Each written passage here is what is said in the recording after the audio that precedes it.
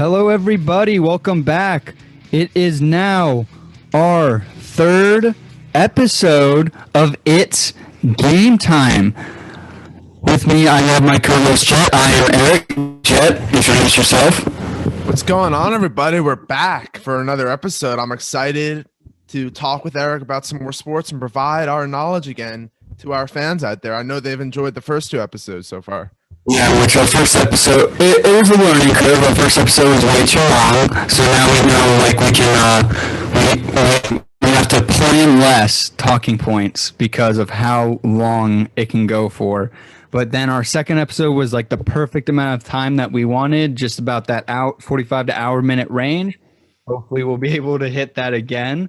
I don't think we're ever going to under hit it. I think if anything, we'll be over top of it. I think we should be fine today. I don't have a lot of notes prepared because, this is your episode, and I know you have a lot of important stuff to get to, like Formula One, the intro to Formula One on this show. Yes, that is going to be our first real topic to talk about. But first, Jett, why don't we go over all of the Instagram responses that we got over prior to this recording and in between the second episode that we released on Thursday? Yeah, so the last episode, as everyone knows, was my first MLB power rankings, and we did get some good feedback on a lot of the polls we put out there. The first poll that we put out there was who will finish with a better record, the Red Sox or the Giants. The Red Sox won that poll 67% to 33%, which I think, as we both can agree, that is probably the correct answer, I would think. I mean, look what happened this past week. They got swept, yeah. Yeah, I'll be honest. Your power rankings kind of got thrown into a mess after this past weekend. They did. I'm gonna be honest. All five of those teams might not be in the power rankings this upcoming Thursday. Not five. The Padres. So 4 or 5. But anyways, I still don't regret where I put some of those teams just based on where they were at that time. Like the Astros were on a 6-7 game winning streak, and now they have lost 3 in a row. Same thing with the White Sox. They got swept by the Yankees. Oh yeah. So we'll have to just see which teams make this time. By the Dodgers. Exactly. Yeah. The Red Sox are the only one that won their series. So we could, well, depending on Jett, we could see them in the power rankings still, maybe in the bottom. I gotta do some research on this, but we'll have to see. You'll have to stay tuned for our next episode for that. Exactly. But our next poll was, I think, the biggest blowout of all the polls was who was gonna finish with a better record, the Padres or the Dodgers. The Dodgers won that 82% to 18%, which right now the Padres have a better record than the Dodgers. The Padres have the best record in the MLB at the moment. Correct. Yeah. I mean, 9 people voted for the Dodgers, 2 for the Padres. Those 2 Padres voters, let's see who we got here. Cooper Bobowitz, Coop Bobo on Instagram, voted for the Padres. That's just one of the notable voters for the Padres. Any other responses? I think this might be one of your friends, Cy Leah M, voted for the Padres. Oh wow, Cy voted for the Padres. Oh wow, she's going an underdog choice right there, Cy. I mean, I like it though. I mean, it's definitely possible. I mean, obviously the Dodgers are the more complete team, but it's still very possible.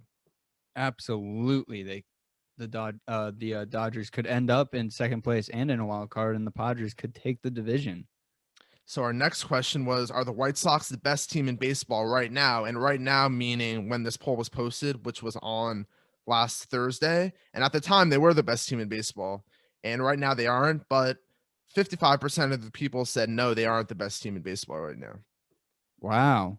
That was just a yes or no, correct? That was just a yes or no. Do you think they're the best team in baseball?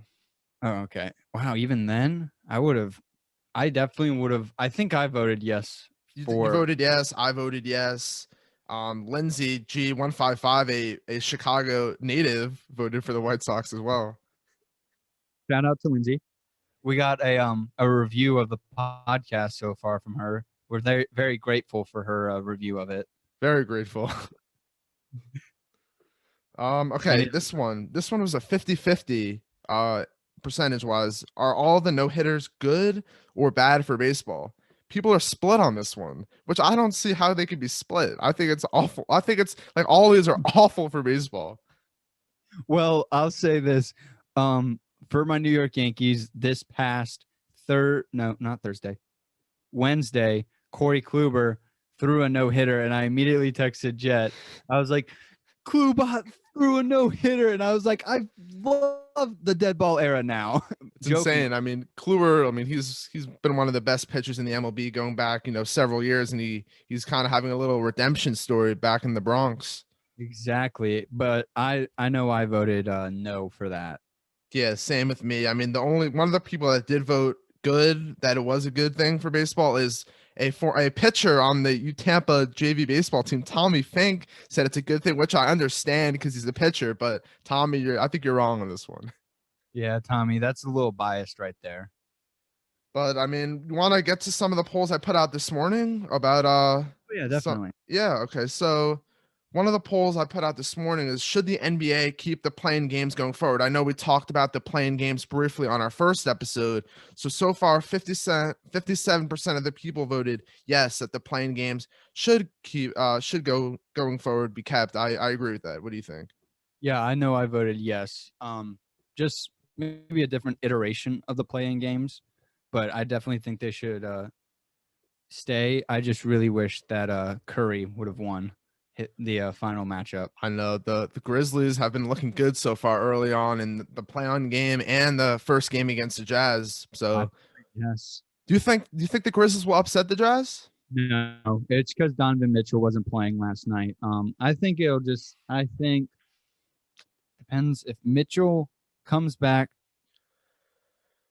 on, I don't know when they play next, but in game 2, I think this will be finished in 5. If he doesn't come back, I think it'll take 6. Okay, interesting. I mean, according to like numerous sources out there, that Mitchell was like able to play, but for some reason last minute the doctors were watching Mitchell in a shoot around, and they just said, "Oh, we don't think you're ready to go." And I guess they have the final decision. So I guess I don't think it was an awful idea to hold him out just to make sure he's fully ready to go. But they were trying to sneak a win by the Grizzlies. It obviously didn't work, but they were trying to sneak a win out. Right. Yeah, exactly. But our third question was, how exciting has these NBA playoffs been so far? Pretty much everyone who has voted on this poll so far said it was most exciting, because I put like a meter question on Instagram. So everyone put it as far right to the meter, except one person. And this person hasn't even watched a basketball game yet this season. Sarah Portoff. Why would you say this? Sarah. Oh my gosh, that's skewed. It skewed it. That's an outlier, everybody. This is a very exciting playoff so far. I mean, I love these matchups. It's, for once, the first round seems very like evenly matched up. I mean, I absolutely love it so far, in which, I mean, both of our teams lost, sadly, on game winners, but still, you can tell that this is those two series alone, they're going to be great series. The Heat versus the Bucks, the Knicks versus the Hawks. I mean, I think the Trailblazers versus the Nuggets is going to be great. The Mavs versus the Clippers are going to be great. I mean, these middle seeds, these are going to be great first series matchups. You can already tell that from the first game. It should be interesting to see, because I know for a lot of this series, the game 1 winners were a lot of the teams we did not pick to win the series. So it should be interesting to see what happens going forward, because I have this stat for you that 52% of the time, the road team that has won the game 1 in the best of 7 series has won the series 52% of the time. So it's a little advantage, but it's not saying the series is over, obviously, because it's still so much games to be played. I mean, I think there's only going to, I think 5 series are going to be very good, and I think only 3 are not going to be good. I think it's going to be the ones that are not going to be good is the least interesting, I think, will be the Sixers versus the Wizards. I agree with that for sure. Yeah. And then I think the next least interesting will be, honestly, the Jazz versus the Grizzlies. I don't know. I feel like that's going to be pretty interesting. It could go 7 games, honestly. I don't know if Mitchell will be fully back to his 100% self when he comes back. And I like the way, like, Dylan Brooks, like, he's been playing out of his mind, like, defensively against Curry in the playing game. He totally locked him down, which was big for them. Yeah, in which I just think that out of and the other third one is the Nets versus the Celtics. I just think that first game is the closest the Celtics are going to get. I think from here on out the Nets are just going to get better against them. They're only going to get stronger together. I mean, exactly. they're finally playing all together. I mean, my prediction was wrong on that, but it's good to see them all on the court together. Yeah, exactly. But then all the other five, they're going to be very interesting. You could see the other five could easily go 6 to 7 games. I mean, it's not going to be like 4 to 5 games. I highly doubt that. I totally agree. Yeah, we could see like all these game one winners. It could be the total opposite of who ends up winning the series, just because some of these games finished at the last minute, the last basket, the last few minutes of the game. So we have a lot of playoff basketball games to be played. So it's going to be very exciting going forward. I know. I think. I mean, this weekend alone for me, I mean, just viewing sports wise was immense. I mean, I got to watch my Yankees on Saturday and Sunday, and then I watched a crap ton of basketball throughout the entire day. It's great to see all the fans back in the stadiums. I know I was watching the Knicks Hawks game, and it was the fans there. It was like an electric atmosphere. It was so cool to see. I know. I thoroughly enjoyed it up to the last seconds. Yeah, that was heartbreaking, but got plenty of games left. So exactly. But let's get on to our first actual topic, and that is going to be Formula One. Jett, I have to ask you, did you watch the race? If not, it's fine. I did not, but I have some notes that I want to share with you after you get to what you want to say. Okay. So the race was the Monaco Grand Prix in Monte Carlo. It's probably, like I said in last Thursday's episode, it's probably the most iconic race out of the entire circuit. But the winner was, if you don't know, Max Verstappen. That was the actual winner of the race, but I would say that the winner overall of the Grand Prix was the Red Bull team itself. That is the team that Max Verstappen drives for. The reason for this is because they have 2 racers, and Max Verstappen finished first, and Sergio Perez finished in 4th place, which is huge for them in the standings of the Constructors' Championship. Before the race, Mercedes was leading the standings with 141 points, and Red Bull was in second with 112 points. I don't know the gap now. I'm pretty sure. I can actually probably calculate this real quick. Yeah, and when you're done calculating, I just would want to know, I know a lot of our viewers are not familiar with Formula One out there, just to get an idea of how these standings work and how like the point system works and how different teams are ahead of each other. Yeah, in which I'm looking this up right now. Points for Formula One racing. Okay. So it's a point system in which wherever you finished in a race. So the winner receives 25 points, second place receives 18 points, and then from so on there, it's 15, 12, 10, 8, 6, 4, 2, and 1. So the top 10 finishers get a point, and then also whoever has the fastest lap of the entire day gets an extra point. So can you calculate this for me right now? Can you do 25 plus 12 plus 112? That's 124. That's 149. 149. And then actually Red Bull, I think, is in first now because Mercedes had an awful race.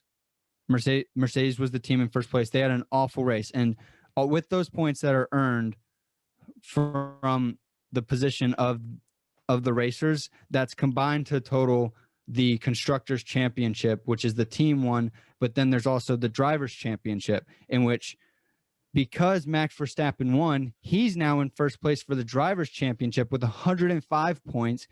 And Lewis Hamilton, who has been leading the Drivers' Championship, now has 101 points because Hamilton had an awful race. He only scored 7 total points. So what's the end goal for Formula One? Is there like a specific championship that all the teams participate in? Well, the big thing is it's not really it's the Constructors' Championship in which these teams compete for. to get first, second, and third. It's different in the United States. We think of like, oh, you have to become first place. You have to. But in this, it's not like that. If you can get third place, I mean, that's huge for you because of the finances that you gain from that. I mean, you win a load of money if you win the Constructors Championship. And even if you finish in fourth or fifth place, I mean, so it's not like the American ideal of like, oh, you have to get in first place. It's these upper teams like Red Bull and Mercedes that are going to be competing for first place, and then whoever loses gets third place. But then it's like another team is Ferrari and McLaren. They're going to be competing for that third place. They know they can't compete for first and second because they're not at a financial level of Red Bull and Mercedes. I mean, money backs everything in this sport. So they need to have realistic goals of where to get. I got you. Yeah, and actually, Max Verstappen was the second highest odds to win this race behind Lewis Hamilton, which I know you in one of our polls you predict Lewis Hamilton will win the whatever it is, the championship or whatever. Drivers Championship. Okay. Yeah, but there's a constructors for the teams, but most people focus more on the drivers championship. I got you. I still think Hamilton will pull it out because he is considered by many to be the greatest driver of all time. I mean, he has won so far, I believe, 7 consecutive drivers championships. Oh, wow. That's elite. Yeah. By like a large margin. This is the closest anybody has gotten to holding first place in the drivers championship since I believe 2018.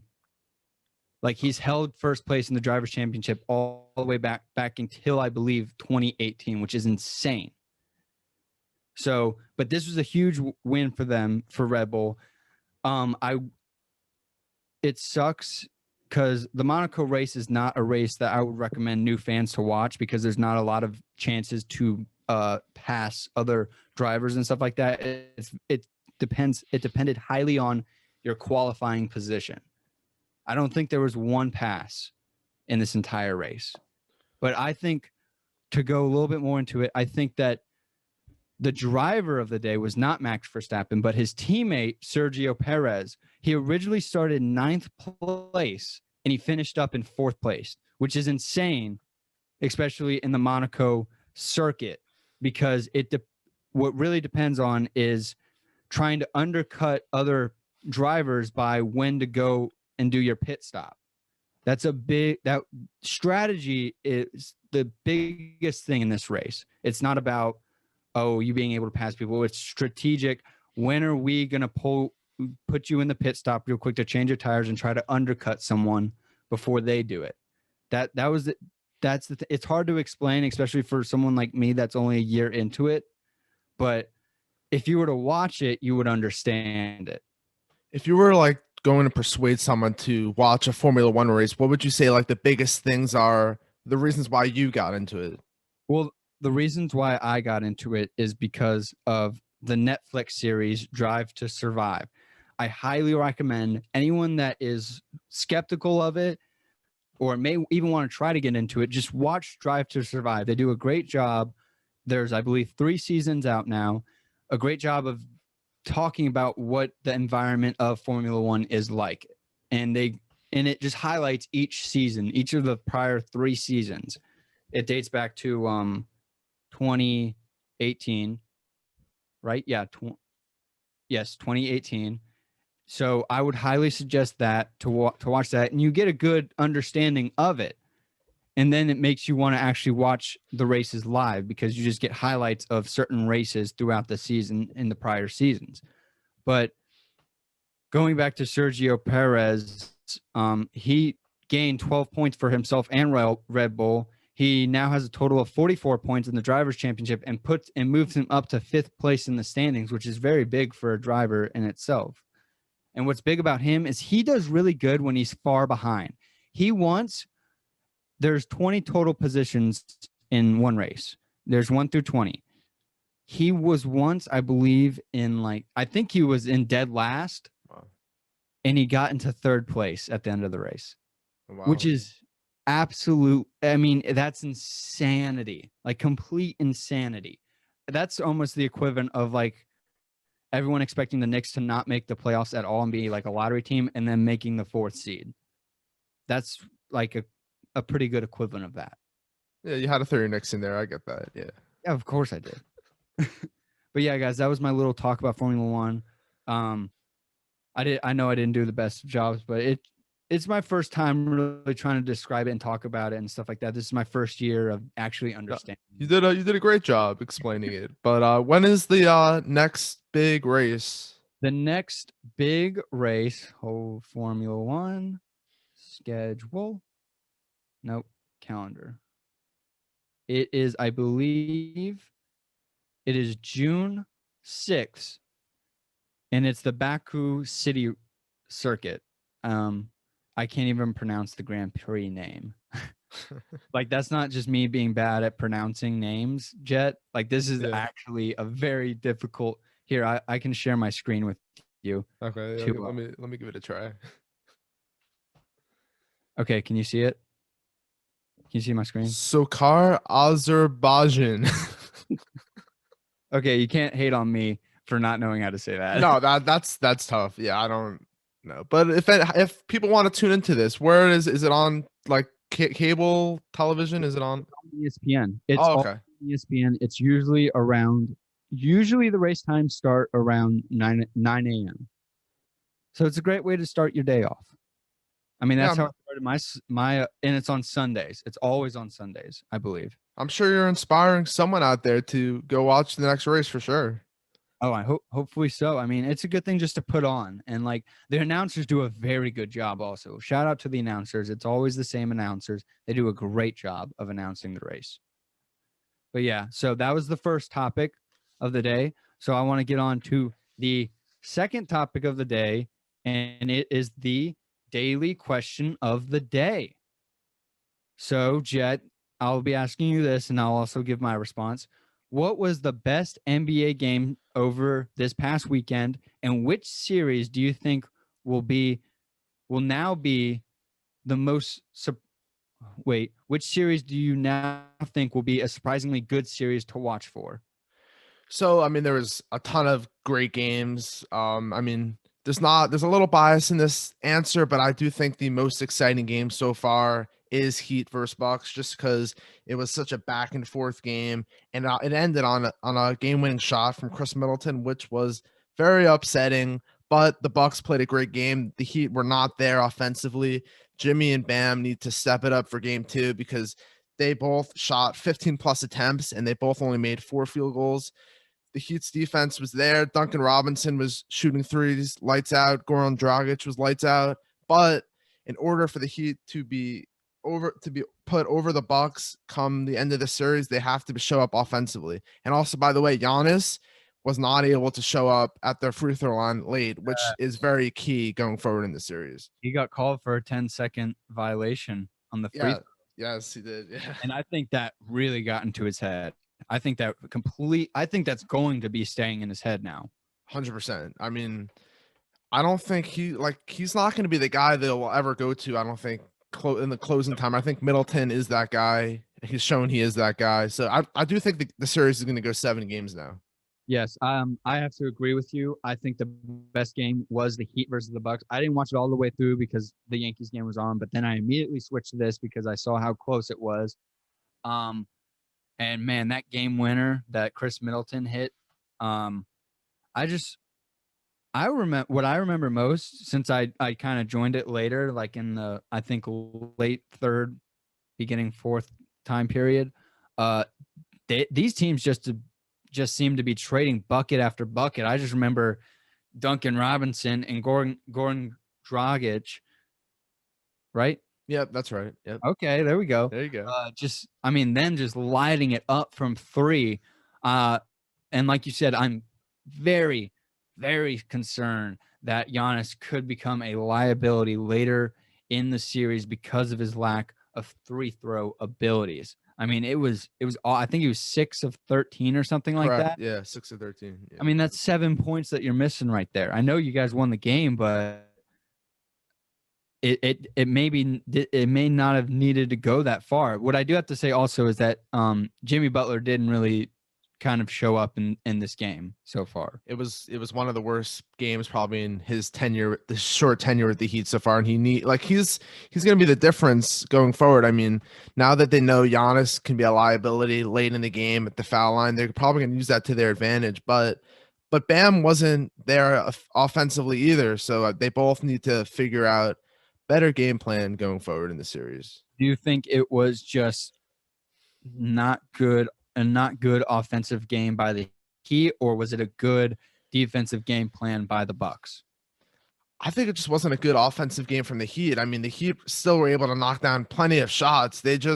Jimmy and Bam, they said they were locked in for this game, but it just did not look that way. It looked like they were a little, taken back by the moment. They didn't play with any fans in stadiums last year. They were in the bubble, so it's different for a lot of these Heat players who this is their first time playing in front of real fans and not in a bubble. So we got to prove that we're not a bubble fluke.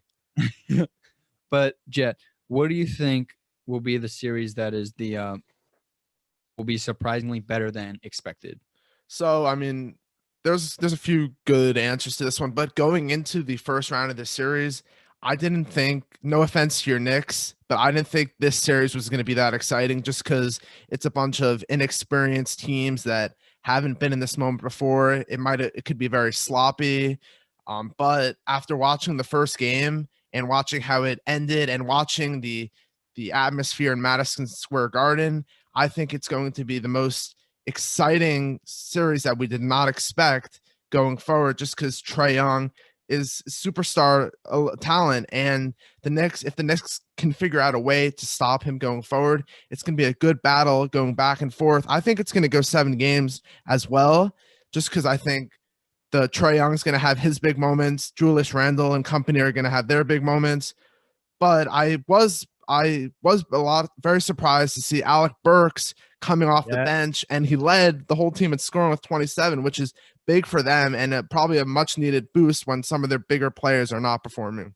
Yes, I mean, I just remember watching that, and one of the most iconic moments of that, I think bigger than Trae Young. I mean, actually, no, Trae Young's dagger and then hushing the crowd is very iconic. It gives me those Reggie Miller vibes, in which I really hope it ends up differently. I think this is going to go 7 games. I predicted that in our playoff prediction. I think I'm not really concerned for the Knicks right now because they only lost by 2, and Julius Randle had an awful game. I think the moment just kind of got to him, and I think he'll cool down. He was just jacking up shots. I was very disappointed with 0.9 seconds left on the clock to try and hit a game winner. They had Alex Burke inbounding it. I don't get that at all. He was the best shooter of possibly on the floor at that time. And just the throw in to Randall was awful. I mean, once I saw him have to jump up and grab that, I was like, okay, the game's over now. I didn't like that play. I think RJ Barrett did very well. Especially that poster on that was insane. Gallinari, I think it was. I mean, I just remember the Madison Square just erupting. I mean, that's what I missed. Just and Spike Lee going crazy, and then Tracy Morgan's going crazy, and then John Stewart is also going crazy. It was really cool to see because I mean, the last time the Knicks were in the playoffs was how long ago? In 2013, 8 years ago. Yeah, so I mean, we were both, pretty young. I mean, we probably remember it. I mean, I sort of remember when the Knicks were in the playoffs, but it's cool to see this now that they're back in it just because they probably have one of the best fan bases on all of sports, honestly. Yeah, I mean, they had a crowd of 15,000, but it sounded like it was sold out. I mean, I really think if it was 100% capacity, the Garden would have been sold out. Oh yeah. Oh, 100%. This is and adding 4,000 more voices in there. I mean, how much louder could have gotten? I mean, they were cheering. I got to give it to Knicks fans. They were cheering every play. Like they were cheering defense and stuff like that, and then erupting if a big offensive play happened. I mean, I loved that. But the series that I find that I think will be surprisingly better than I expected is the Suns versus the Lakers series, actually. I thought this was maybe going to go 5 to 6 games, maybe 6 games, but it actually wouldn't. It didn't. You may not feel like it should have gone 6 games, and I thought the Lakers would have won handily, but I think this is actually going to go 7 games now. I think LeBron's going to need to reach more into his bag in order to take over, and I feel as though Devin Booker will need to do the same, mainly because of Chris Paul now having some shoulder issue, and you can see it obviously affected him. I mean, he could not even like handle the ball that well after suffering that shoulder injury and continuing to play. But I think the Lakers still have a good chance to win this series because this was really the only second time this group has played together in months, and I got to give it to Booker. I mean, he did fantastic, but I still think the Lakers will win this game. But I think it will be a lot more interesting than I priorly expected. I mean, definitely still do like the Lakers' chances at winning, but it is a little bit less than my initial expectations. I mean, Anthony Davis has to figure it out on the court. And I have some things I wanted to mention about LeBron, both on and off the court. He's becoming more and more of an actor more than a basketball player as of late. And I want to just bring up a stat that I found on Twitter from the @NFL_memes page. So listen to this. So I don't know if anyone knows this out there, but Kevin Pillar of the New York Mets got hit by a fastball, and he was on the floor for 36 seconds and he got up. That's like devastating to get hit in the face with a Major League Baseball pitcher throwing a fastball. Okay, listen to this. Next one. Joe Burrow of the Cincinnati Bengals, after he tore his ACL and MCL, he got up off the floor after 78 seconds. Okay, listen to this one right here. Right, ready? LeBron James, after possibly, we don't even know if he really got poked in the eye, he was on the court for 80 seconds. I mean, I don't know. I have a bold prediction for LeBron, by the way. Okay. After his career is over, he is going to win a Golden Globe for the best male actor in some sort of TV show or movie series. It could end up being in Space Jam. We don't know. I'm looking forward to when that comes out. Oh my God, that is that's a reach. That's a reach of a stat. I get it. All right, but here's the thing, and I mean, second to soccer players, NBA players are the most dramatic. I mean, I think soccer players are the most dramatic, but then I think it's NBA players. I mean, every NBA player's overly dramatic.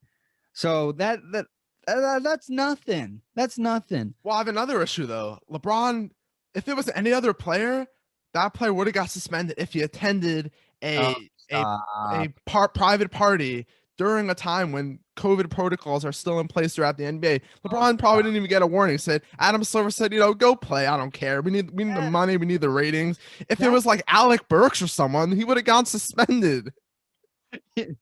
I don't. But see, I doubt. I bet there was perfect protocol put in place at that party because LeBron thinks these things out. All right, it's not that bad. You're reaching here.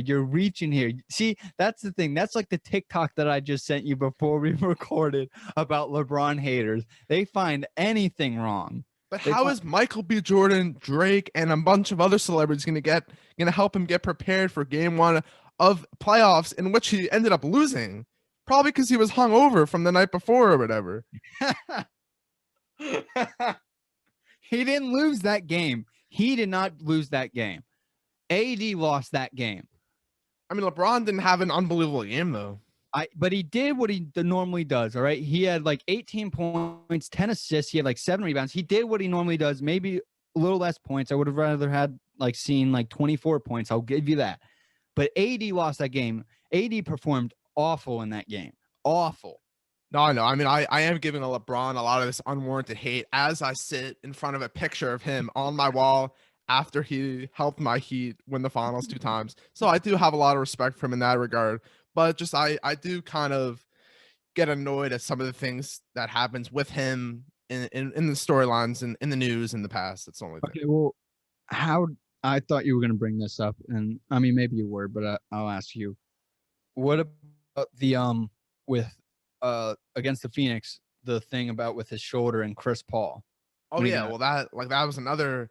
I No, mean, he definitely got hit, but like, do you see the way he fell to the ground though? no, it wasn't about how him falling to the ground. Oh. It's because Chris Paul literally grabbed his arm in midair and kind of tugged it. He did, but I get, you gotta sometimes sell it a little bit more to trying to get a little bit more. But It was an obvious foul. oh no, yeah, 100% it was a foul. I Yeah. was just wondering what your reaction was to him, like how he was on the severity of the injury. Well, no, it definitely wasn't there was definitely contact there. It's just like sometimes I ask myself, who do I think is a better actor, Adam Sandler or LeBron? And sometimes I say LeBron. Oh my gosh. Stop. Okay. So you guys, everyone listening, you got our favorite game so far and what we think will actually be a surprisingly good series for Jett. For Jett and I, it was both the Heat and Bucks game this past weekend, in which they play tonight also. Jett, what do you expect from that game? I expect Jimmy and Bam to show up, and I expect Giannis to still have a great game, Chris Middleton to have a great game, but with Jimmy and Bam showing up, the Heat will even it up at 1 game apiece and take the series back to Miami. All right, and which then also we gave our series. Mine is the Suns versus Lakers. I think the Lakers are going to come back and even it up. And for you, it's the Knicks and the Hawks. What do you think they're going to do? What do you think that game's going to end up? Game 2 on Wednesday night. I think the Knicks will win this next game. I think going back to Atlanta, I think the Atlanta atmosphere is going to be a lot different than Madison Square Garden. So I think the Knicks are going to be able to win both games in Atlanta just because I don't think the Knicks fans are going to be the Hawks fans are going to have that much of an impact on the game. All right. So let's get on to now. It is Eric's award ceremony. Thank you very much. But yeah, guys, this is my first award ceremony. It's not the normal. It's a little low key. We're not at the Grammys here. All right. Not the Golden Globes. Not the Golden Globes. No. LeBron's not making an appearance. Anybody? Nope. But I just came up with 4 random awards, like random. Like these are like. Jett has no idea what these are. I mean, I wanted to get a live reaction from him. So, you ready? We'll see what kind of reaction you get. I may go. We'll see. Facepalm, maybe. We'll see. I'm curious to see what these kinds of awards you got planned. So, my first award is the "Hey, how you doing?" award. Jett, you get that reference? Yes, sort of. You're gonna ask me where it's from again. I think it's The Godfather. No, I don't know. Okay, whatever. You just told me before, and I don't remember. But that's not the point of this segment. So can you just tell me where it's from before we move on? Friends. Oh well, okay. Joey from Friends. Well, I've never seen that. So. Oh my gosh, that just got. I mean, wow, you just plummeted the podcast now for that. But sorry to the viewers out there that are fans of the show Friends. I apologize. But that's the iconic line from of Joey from Friends is, "Hey, how you doing?" All right. Joey from Friends, he could date any girl he wanted to be with. That's like the main premise of his character, right? He's a player kind of. All right. And this award goes to a guy that can seemingly get any bucket he wants. Okay. Any bucket he wants. The player that wins this award is Devin Booker. I like it. Yeah. I perfectly fits the award description, and Devin Booker clearly can get any bucket and any girl, it seems, he wants. So. Yeah. This dude could just not be stopped on the scoring side of the ball. And I mean, he had to take even more workload due to Chris Paul being injured halfway throughout the game. He scored 34 points, shot 13 of 26 from the field, and 3 for 7 from 3-point. He also had 8 assists and 7 rebounds. I mean, that he was the reason the Suns won game 1. And now he also owns the franchise record for most points in that player's first postseason appearance.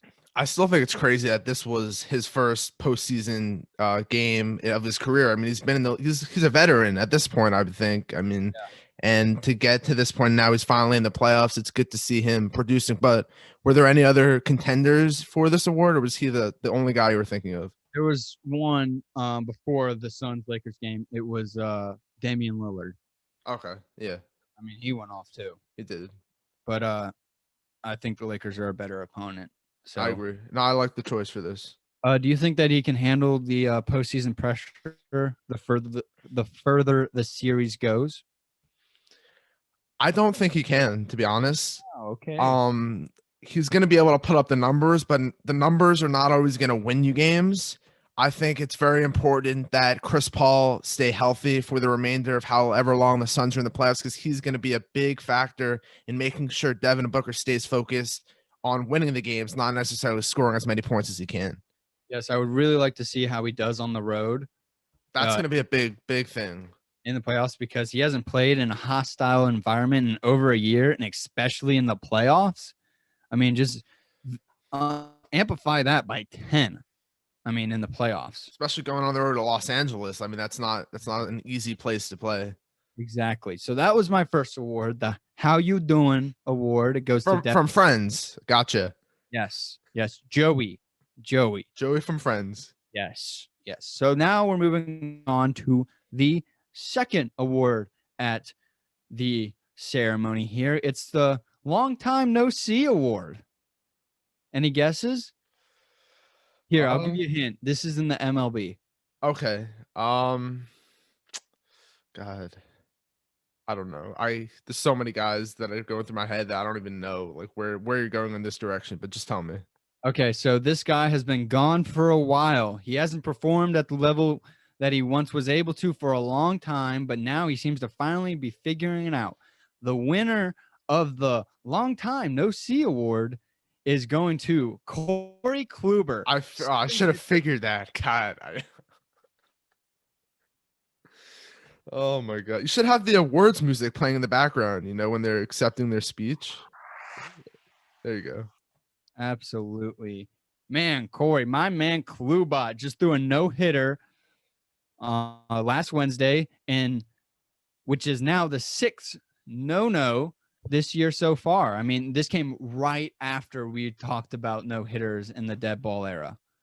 It's insane how the no-hitter, we've talked about the no-hitters, but hopefully going forward that baseball can figure this out. But I do have a prediction for tonight. Well, not tonight. I know the Mariners are playing the Athletics tonight and tomorrow and Wednesday. I think they're going to get no hit one of those games. Wow. Wow. Why not? The Mariners have gotten no hit already twice. So by the Athletics. But anyways, I feel as though he's finally found himself again since being injured over the past 2 seasons. In 2020, only threw 1 inning for the team that he no-hit, the Rangers, before tearing a major muscle in I don't know where. I couldn't find that. But also in 2019, he was just battling injuries the entire season, so he couldn't really pitch then. But finally being able to that's finally behind him, and looks to be just a little bit of an older version of his Cy Young seasons. At the moment, he's boasting a 2.86 ERA and is 4-2 on the season right now. Batters are only hitting a 2.15 average with a 24.3% strikeout rate. And he also adds 0.6% championship win probability for the Yankees and has a 1.1 WAR so far.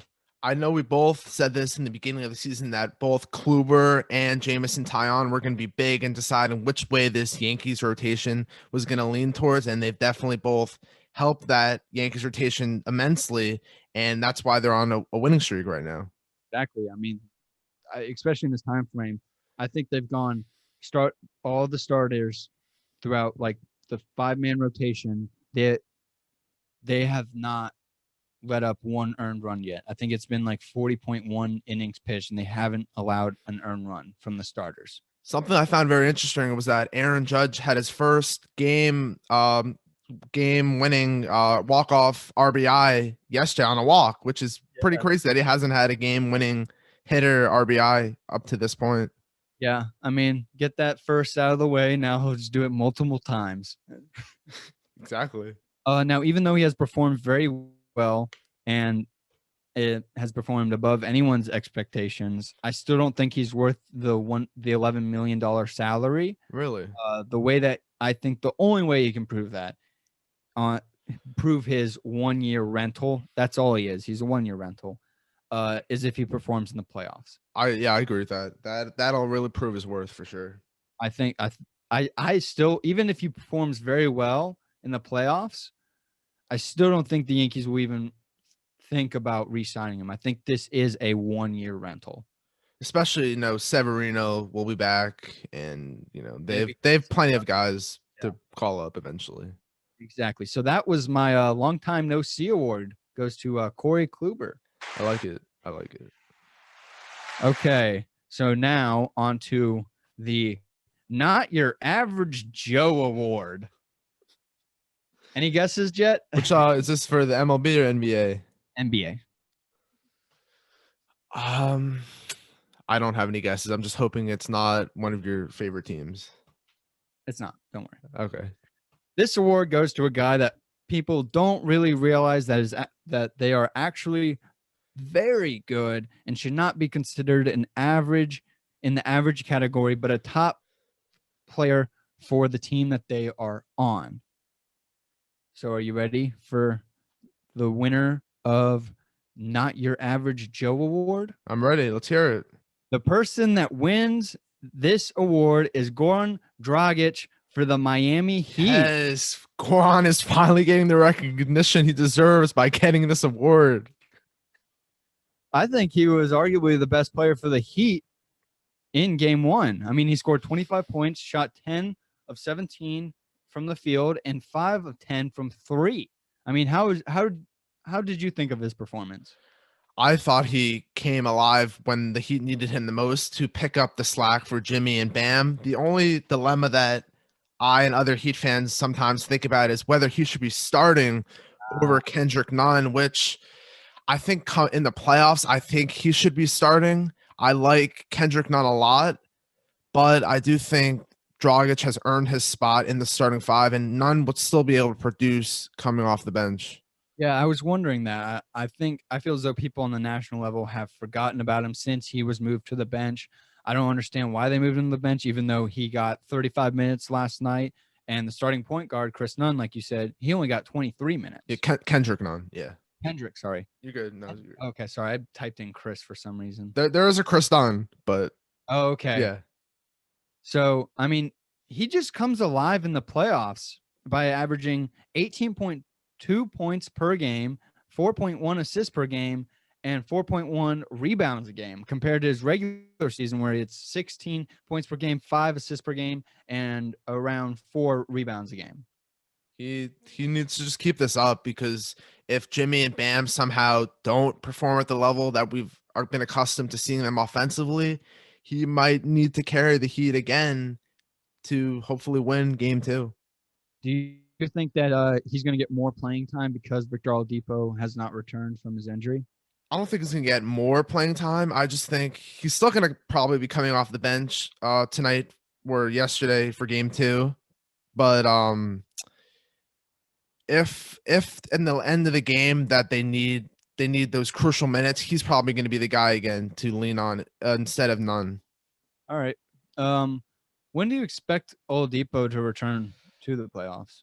He's not going to return. He just had a season-ending quad surgery, so they're expecting him to hopefully make a full recovery and be ready for next season if he resigns with the Heat. Oh, okay. So that was the Not Your Average Joe Award. I absolutely love the selection with that one. So on to my final award of this beautiful award ceremony. I mean, first ever, and it's going flawlessly. Flawless. Flawless. I don't know. That's a little of an exaggeration. It's definitely going well.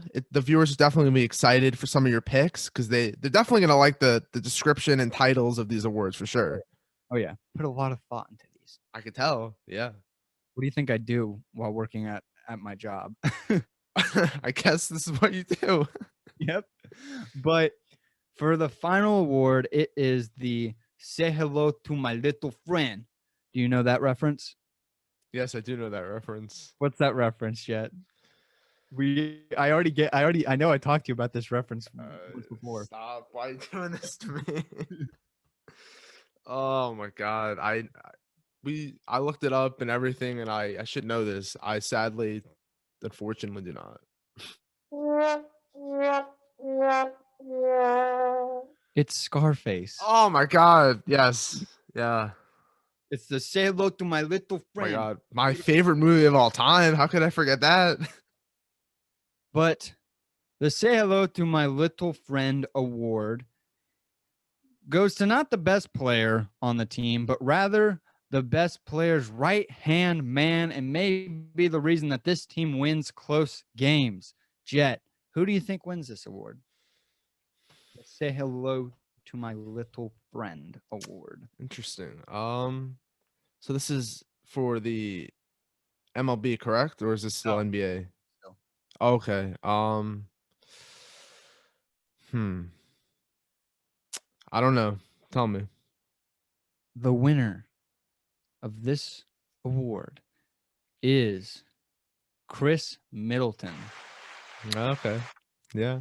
Yeah. After having a great game in game one against the Heat and won that game. I mean, Middleton sometimes gets lost in conversation about the Bucks because people usually talk about Giannis or Holiday even before him. In game one, Middleton had 27 points, 6 assists, and 6 rebounds. He shot 10 of 22 from the field and 3 of 9 from three-pointers. Here's a question for you. Are you afraid of Giannis or Middleton taking over the game? I'm more afraid of Middleton taking over the game, to be honestly, because Giannis can only do so much. Driving every plays can only get you so far. But like in years past, Middleton has not shown up and been that complement to Giannis that the Bucks were looking for. So it is good for them that he has shown up in game one. For my sake and for my team's sake, I hope that he never shows up again. For some reason, I see a little bit of like Kobe in his game. A little bit, maybe, yeah. I mean, obviously not as at No. this point of his career, he's not as clutch as Kobe because he hasn't been able to show up in the playoffs in the past. But I see what you're saying with that, though. Yeah, I mean, over the regular season, he averaged 20 points per game, 5 assists per game, and 6 rebounds a game. In the playoffs, though, he shoots 43.4% from the field and 42.2% from three-pointer, which is very good. And he averages 18.5 points per game, 4 assists per game, and roughly around 6 rebounds a game. We say that Kyrie is a closer. Well, for the Bucks, I think Middleton is their closer. 100%. And if Giannis cannot figure it out at the free throw line, the Bucks will be in for a long series. Yes, in which Middleton won my Say Hello to My Little Friend award. Shitty impression. From Scarface, right? Scarface, yeah. Gotcha. Who was the main actor of that? Oh my god, it's him from yeah, no, I'll get it. Just Okay. it'll come to me. Yeah. All right. Well, I mean, that was the that's all the things we had to talk about. We're at a 54 right now. Yeah, I mean, I'm just excited for my Thursday show where I bring back my second MLB power rankings, and maybe I'll have 4 new teams, maybe 5, maybe the Padres don't stay in the top 5. Who knows? Wow. Okay, guys. But yeah, guys, this is what's our 3rd episode of Itz Game Time. With me, I always have my co-host Jett, and I am Eric as always. Don't forget to follow us on Instagram at Itz Gametime _podcast. Interact with some of the polls on our stories.